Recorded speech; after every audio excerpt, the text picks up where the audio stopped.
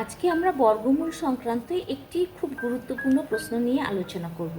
এই প্রশ্নটি ক্লাস 6 বা 7 উভয় ক্লাসের ক্ষেত্রেই প্রযোজ্য। তো এই একই প্রশ্ন দুরকমভাবে আসতে পারে। এই যে 1 নম্বরে দিয়েছি একটা যে কোনো সংখ্যা, এখানে 3000 একটি সংখ্যা নিয়েছি, এর নিকটতম পূর্ণবর্গ সংখ্যা নির্ণয় করতে হবে। দুভাবে নির্ণয় করতে হবে, একটা ছোট পূর্ণবর্গ সংখ্যা 3000-এর থেকে, আর একটা 3000-এর থেকে বড় পূর্ণবর্গ সংখ্যা।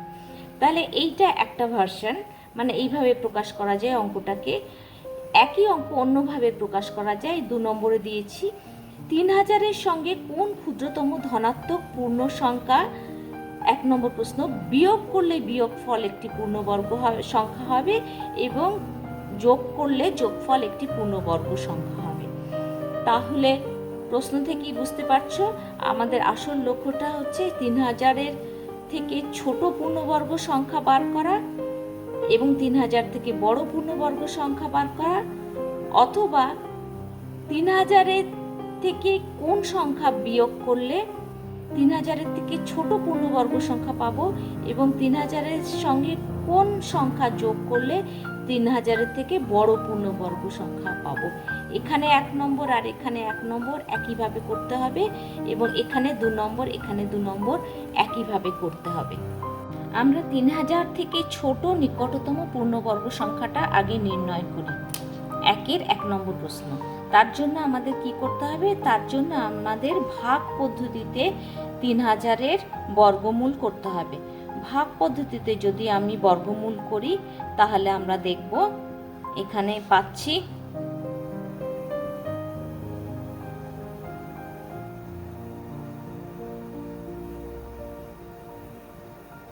84 থেকে যাচ্ছে, 84 অবশিষ্ট থাকছে।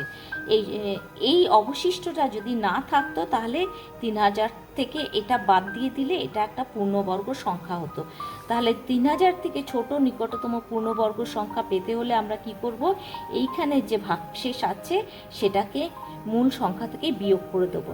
তাহলে এটা হবে 3000 মাইনাস 84 সমান 2916।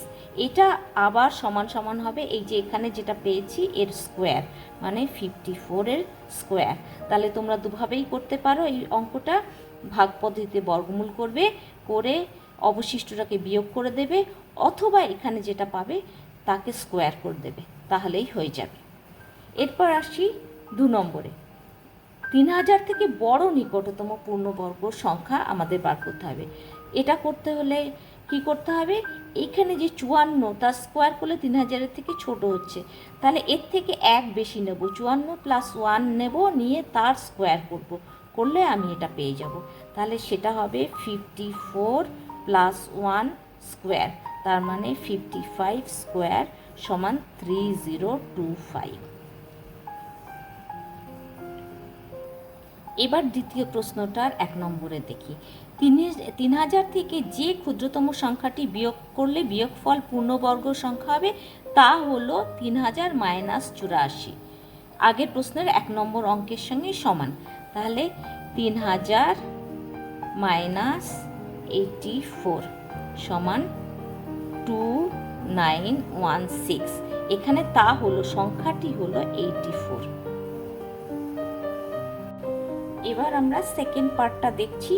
3000-এর সঙ্গে কোন ক্ষুদ্রতম পূর্ণ সংখ্যা যোগ করলে যোগফল পূর্ণবর্গ হবে, সেটা আমরা কিভাবে করব? সেটা করার জন্য আমরা ভাগ প্রক্রিয়ায় যে পেয়েছি বর্গমূল করে 54 পেয়েছি, 54-র সঙ্গে 1 যোগ করব 55, তাহলে 55 স্কোয়ার করব, 55 স্কোয়ার মাইনাস 3000।